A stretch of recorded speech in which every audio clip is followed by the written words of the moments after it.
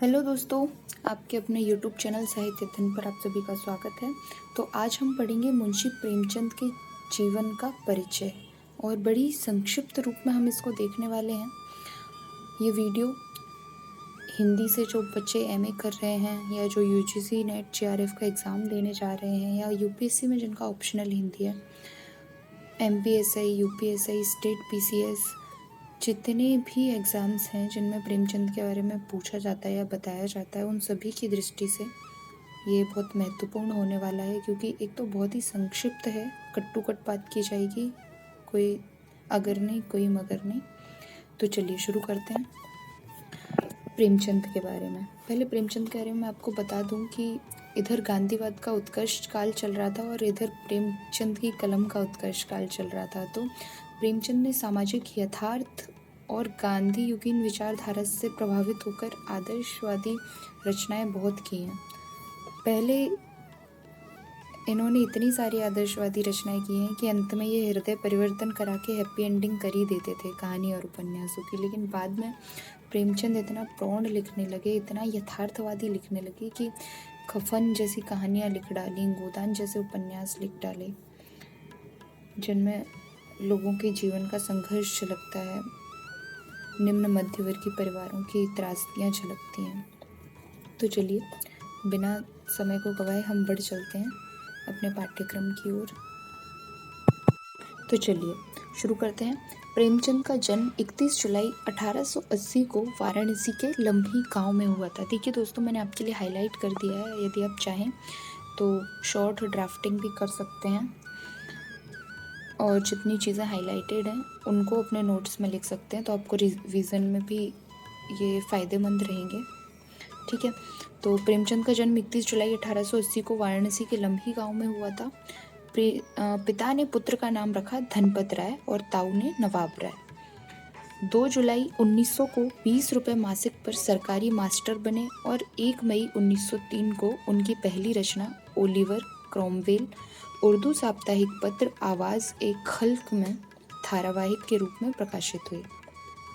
मार्च 1906 में उन्होंने एक बाल विधवा शिवरानी देवी से विवाह करके एक बड़ी सामाजिक क्रांति की। समझ रहे हैं आप, 1906 में एक विधवा से विवाह अपने आप में एक क्रांतिकारी बात हो जाती है। इसके लिए बहुत जिगरा चाहिए भाई। प्रथम उर्दू कहानी संग्रह सोजे वतन जुलाई 1908 में कानपुर जमाना प्रेस से प्रकाशित हुआ, जिसकी कहानियां देश प्रेम से परिपूर्ण थी। कलेक्टर ने सेडिशन यानी राजद्रोह के आरोप में इसकी 700 बची प्रतियों को आग में जलवा दिया। इस पर उन्होंने अपने मित्र मुंशी दयानारायण निगम के सुझाव पर अपना छद्म नाम प्रेमचंद रखा। छद्म मतलब एक ऐसा नाम जो उनका वास्तविक नाम नहीं है, मतलब कि झूठा नाम, दिखावे का नाम। प्रेमचंद नाम से उनकी पहली कहानी बड़े घर की बेटी उर्दू मासिक पत्रिका जमाना के दिसंबर 1910 के अंक में प्रकाशित हुई। कौन सी कहानी? बड़े घर की बेटी। उनकी पहली हिंदी कहानी सौत हिंदी की प्रसिद्ध पत्रिका सरस्वती के दिसंबर 1915 के अंक में तथा प्रथम हिंदी कहानी संग्रह सप्त सरोज जून 1917 में प्रकाशित हुआ। बच्चन सिंह ने पंच परमेश्वर 1916 को उनकी पहली हिंदी कहानी माना। प्रेमचंद ने कुल 15 उपन्यास, 300 से कुछ अधिक कहानियाँ जो कि मानसरोवर के 8 खंडों में प्रकाशित हुई हैं, 3 नाटक, 10 अनुवाद, 7 बाल पुस्तकें तथा हजारों पृष्ठों के लेख लिखे। संपादकीय भाषण, भूमिका, पत्र आदि की रचना की, लेकिन जो यश और प्रतिष्ठा उन्हें उपन्यास एवं कहानियों से प्राप्त हुई वह अन्य विधाओं से प्राप्त न हो सकी। यह स्थिति हिंदू एवं उर्दू भाषा दोनों में ही समान रूप से दिखाई देती है। ये जो परिचय मैंने आपको दिया है इसका संदर्भ लिया गया है निर्मल वर्मा और कमल किशोर गोयंका द्वारा संपादित प्रेमचंद रचना संचयन से। इसके प्रकाशक साहित्य अकादमी हैं और ये उसी से उद्धृत किया गया है। चलिए आइए दोस्तों जानते हैं प्रेमचंद के मुख्य कहानी संग्रह। तो देखिए, तो इनका पहला कहानी संग्रह है सप्त सरोज जो कि 1917वीं ईस्वी में प्रकाशित होता है। फिर उसके बाद आता है नवनिधि 1917 ईस्वी, प्रेम पूर्णिमा 1918 ईस्वी, प्रेम पच्चीसी 1923 ईस्वी, प्रेम प्रसून 1924 ईस्वी, प्रेम द्वादशी 1926 ईस्वी, प्रेम प्रतिमा 1926 ईस्वी, प्रेम तीर्थ 1928 ईस्वी, पाँच फूल 1929 ईस्वी, प्रेम प्रतिज्ञा 1929 ईस्वी, प्रेम चतुर्थी 1929 ईस्वी, प्रेम कुंज 1930 ईस्वी, सप्त सुमन 1930 ईस्वी और कफन 1936 ईस्वी। तो इस प्रकार इनके कहानी संग्रह हैं जिनमें विभिन्न कहानियाँ समाहित हैं, उनको संग्रहित किया गया है। इसी के साथ हम बढ़ चलते हैं प्रेमचंद द्वारा रचित प्रमुख कहानियों की ओर। तो आइए दोस्तों देखते हैं प्रेमचंद की प्रमुख कहानियाँ। वैसे तो इन्होंने 300 से अधिक कहानियाँ लिखी हैं, पर ये जो कहानियाँ मैं आपको बताने जा रही हूँ ये अपने आप में मास्टर स्ट्रोक्स हैं, तो ध्यानपूर्वक देखिए। बड़े घर की बेटी 1910 में प्रकाशित हुई, नमक का दरोगा 1913, सौत 1915, पंच परमेश्वर 1916, सज्जनता का दंड 1916, ईश्वरीय न्याय 1917, दुर्गा का मंदिर 1917, बलिदान 1918, आत्माराम 1920, बूढ़ी काकी 1921, विचित्र होली 1921, गृहदाह 1922, परीक्षा 1923, आप बीती 1923, उद्धार 1924, सवासेर गेहूँ 1924, शतरंज के खिलाड़ी 1925, माता का हृदय 1925, कजाकी 1926, सुजान भगत 1927, मोटे रामजी शास्त्री 1928, मंत्र 1928, इस्तीफा 1928, अलग्य ओझा 1929, पूस की रात 1930, समर यात्रा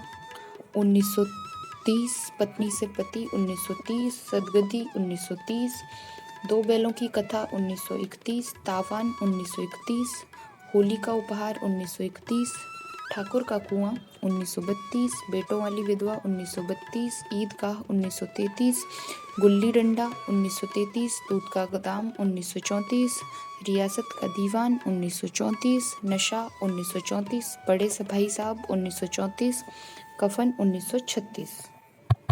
कफन को प्रेमचंद की घोर यथार्थवादी कहानी कहा जाता है।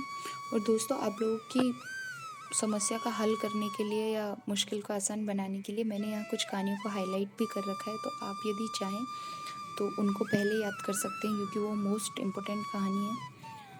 इस प्रकार ये आपको MA, नेट JRF, UPSC हर जगह हेल्प करेंगे।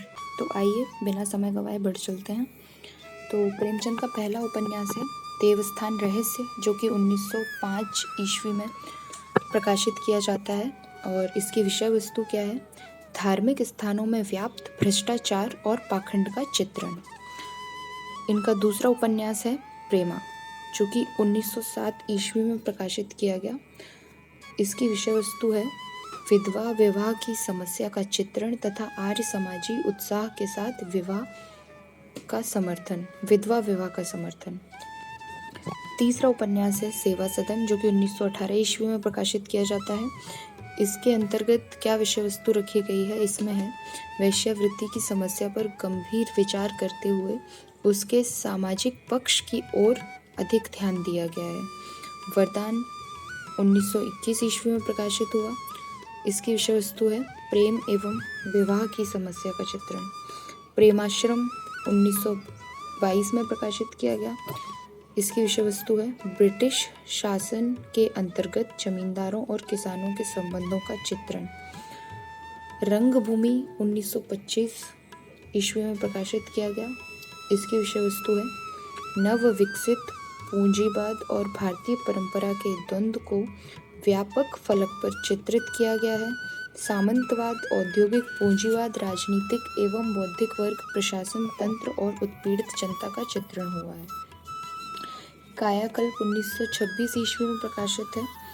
इसकी कथा वस्तु है जमींदारी प्रथा का वर्णन, जगदीशपुर रियासत की रानी देवप्रिया की विलास लीलाओं और उनके पुनर्जन्म की अलौकिक चमत्कारों की कथा।